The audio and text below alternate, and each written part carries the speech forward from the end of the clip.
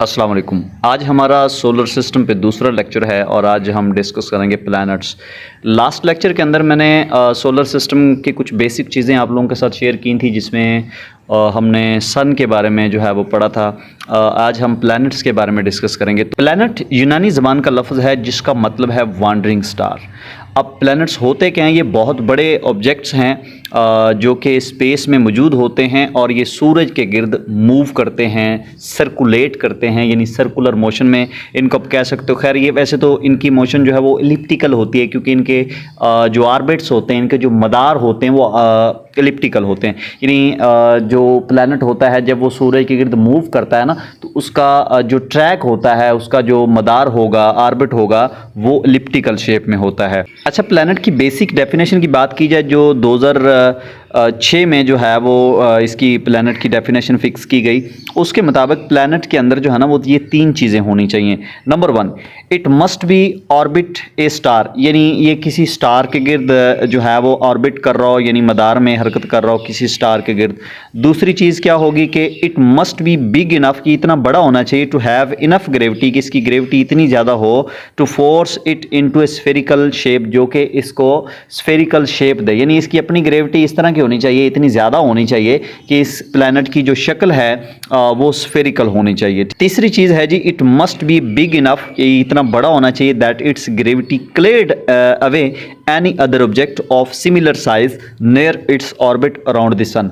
यानी इसकी ग्रेविटी इतनी ज़्यादा होनी चाहिए कि इसका एटमॉस्फेयर जो है ना वो क्लियर होना चाहिए, यानी ये अपना एटमॉस्फेयर को क्लियर करे। मतलब ये है कि इसकी ग्रेविटी जहाँ तक होगी वहाँ तक कोई दूसरा ऑब्जेक्ट ऐसा नहीं होना चाहिए जो सूरज के गिर्द रिवॉल्व कर रहा हो। हाँ, ऐसा ऑब्जेक्ट हो सकता है जो इसी प्लैनेट के गिर्द जो है वो रिवॉल्व करे। ठीक है, जैसे प्लूटो की अगर हम बात करें तो 2006 के मुताबिक प्लूटो को जो है वो यानी हमारा जो सोलर सिस्टम है उसमें प्लैनेट कंसीडर नहीं किया गया, बिकॉज जो हमारे पास प्लूटो था वो अपना एटमॉस्फेयर क्लियर नहीं कर रहा था, क्योंकि उसके एटमॉस्फेयर के अंदर कुछ ऐसी चीज़ें और मौजूद थी जो कि सूरज के गिर्द रिवॉल्व कर रही थी। प्लैनेट्स को दो ग्रुप्स के अंदर तकसीम किया जाता है, inner planets and outer planets.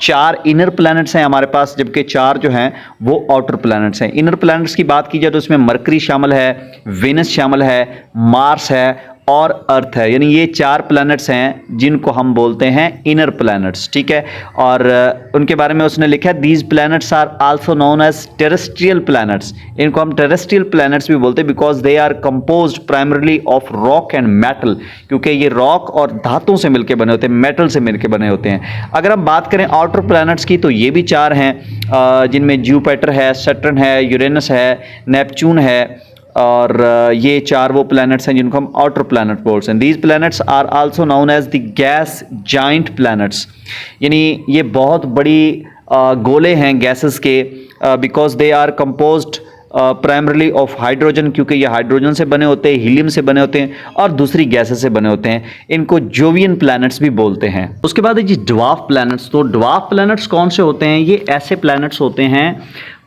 जो कुछ हद तक प्लैनेट की डेफिनेशन को सेटिस्फाई करते हैं, जबकि डेफिनेशन के कुछ ऐसे पॉइंट्स होते हैं जो ये जो है ना वो सेटिस्फाई नहीं करते। यानी उन पॉइंट्स के ऊपर ये वाले प्लैनेट्स पूरा नहीं उतरते, जबकि कुछ के ऊपर ये पूरा उतरते हैं। ड्वार्फ प्लैनेट होता क्या है? A celestial body that orbit the sun, जो कि सूर्य के गिर्द रिवॉल्व करे, has sufficient gravity to round shape, इतनी ज़्यादा इसकी ग्रेविटी होनी चाहिए कि इसकी शक्ल जो है वो गोल हो, राउंड हो।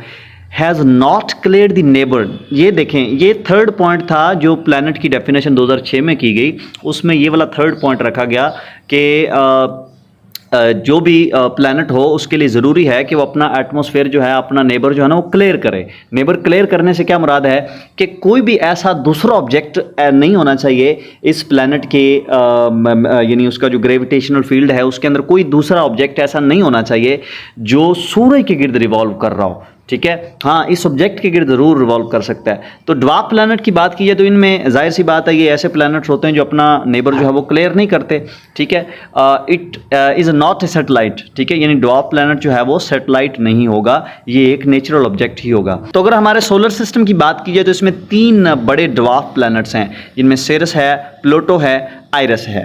तो सेरेस जो है ये बेसिकली क्या है, lies in the asteroid belt. तो ये एस्ट्रॉइड बेल्ट के दरमियान उसके अंदर मौजूद है। एस्ट्रॉइड बेल्ट क्या है, ये बेसिकली इनर प्लैनेट्स और आउटर प्लैनेट्स के दरमियान एक बाउंड्री है जिसके अंदर बहुत सारे लातादाद जो है ऑब्जेक्ट्स मौजूद हैं जो कि सूर्य के गिर्द रिवॉल्व कर रहे हैं। तो जो सीरीस है ये उन उस एस्ट्रॉइड बेल्ट के अंदर मौजूद है and largest and most massive, बहुत बड़ा है और बहुत ज़्यादा इसका मैस है, noun body in the belt, यानी उस ये जो हमारे पास एस्ट्रॉइड बेल्ट है उसके अंदर सबसे बड़ा और सबसे ज़्यादा मैसिव जाने वाला जो है ना वो ऑब्जेक्ट है सेरेस। ठीक है जी। उसके बाद है जी हमारे पास ये आप देख सकते हैं इनर प्लैनेट्स और आउटर प्लैनेट्स जो है वो यहाँ इस पिक्चर में आप देख सकते हो, और फिर आपको यहाँ पे एस्ट्रॉइड बेल्ट भी जो है वो नज़र आ रहा है। इनर प्लैनेट की बात की जाए तो ये स्मॉल होते हैं, रॉकी होते हैं, इनकी सतह जो है वो सॉलिड सरफेस होती है, लो मैस होता है इनका, इनकी डेंसिटी बहुत ज़्यादा होती है, ये सूर्य के करीब तरीन होते हैं और इनके जो ऑर्बिट्स हैं वो एक दूसरे के करीब करीब होते हैं। इनके चंद मून्स होते हैं, इनकी रिंग्स नहीं होती। ये टेरेस्ट्रियल प्लैनेट्स हैं और इनमें शामिल हैं जी मरकरी, वेनस, अर्थ, मार्स। आउटर प्लैनेट की बात करें तो ये लार्ज होते हैं, गैशियस होते हैं, यानी इनके बेसिकली गैसेस के बने होते हैं और इनकी सॉलिड सरफेस जो है वो नहीं होती, इनका मैस हाई होता है, इनकी डेंसिटी जो है वो लो होती है, ये सूर्य से बहुत दूर होते हैं और इनके जो ऑर्बिट्स हैं वो भी बहुत दूर दूर तक होते हैं। इनके बहुत सारे चांद होते हैं, इनके गिर्द अपनी रिंग्स होती हैं, ये गैस जाइंट्स होते हैं यानी गैसेस के गोले होते हैं और इनमें शामिल हैं जी Jupiter, Saturn, Uranus and Neptune. अब एस्ट्रॉइड्स क्या होते हैं? एस्ट्रॉइड्स जो कि बहुत छोटे ऑब्जेक्ट होते हैं, रॉकी ऑब्जेक्ट्स होते हैं और ये सूर्य के गिर्द रिवॉल्व करते हैं। अच्छा, अब ये जो एस्ट्रॉइड्स हैं ये बिल्कुल प्लैनेट्स की तरह सूर्य के गिर्द चक्कर लगाते हैं। They are much smaller than planets. ठीक है, ये बिल्कुल होते तो वैसे ही इनका यानी ये जो रेवोल्यूशन है इनकी सूर्य के गिर्द बिल्कुल प्लैनेट्स की तरह होती है, लेकिन ये प्लैनेट की निस्बत जो है ना वो बहुत ही छोटे होते हैं। There are lots of asteroids in our solar system. बहुत सारे एस्ट्रॉइड हमारे सोलर सिस्टम के अंदर मौजूद हैं। Most of them live in the main asteroid belt. उनमें ज़्यादातर जो है वो मेन एस्ट्रॉइड बेल्ट के अंदर होते हैं। एस्ट्रॉइड बेल्ट के बारे में आपको बता चुका हूँ, ये वो रीजन है जो इनर और आउटर प्लैनेट के दरमियान में होता है। Asteroid are left over from formation of our solar system, यानी यूँ समझो कि जब हमारा सोलर सिस्टम बना था तो उसकी बाकियात जो हैं वो हैं जो कि इनको हम एस्ट्रॉइड बोलते हैं। इनके फीचर्स क्या हैं जी? Asteroids are not all round like planet. ये बिल्कुल प्लैनेट की तरह गोल नहीं होते। They have jagged and irregular shape. अच्छा, उसके बाद दूसरा पॉइंट अगर इनके बारे में देखा जाए तो कुछ एस्ट्रॉइड्स ऐसे हैं जो कि जिनका डायमीटर जो है वो 100 माइल्स का है, यानी बहुत बड़े हैं। But many more are as small as pebbles, और कुछ इतने छोटे भी हैं जैसे एक बहुत ही छोटा सा पेबल। ज़्यादातर एस्ट्रॉइड जो हैं वो मुख्तलिफ किस्म की रॉक से बने होते हैं, but some have clays and metals. लेकिन कुछ ऐसे हैं जिनके ऊपर मिट्टी और धातें मौजूद होती हैं, such as nickel and iron. Next lecture के अंदर इंशाल्लाह हम मरकरी और फर्दर जितने भी हमारे पास प्लैनेट्स हैं 8, उनको हम डिस्कस करेंगे इंशाल्लाह। आज की वीडियो को इधर ही ख़त्म करते हैं। वीडियो अच्छी लगी तो वीडियो को लाइक लाजमी करें और दोस्तों के साथ शेयर करना ना भूलें। Thanks for watching. अल्लाह हाफिज़।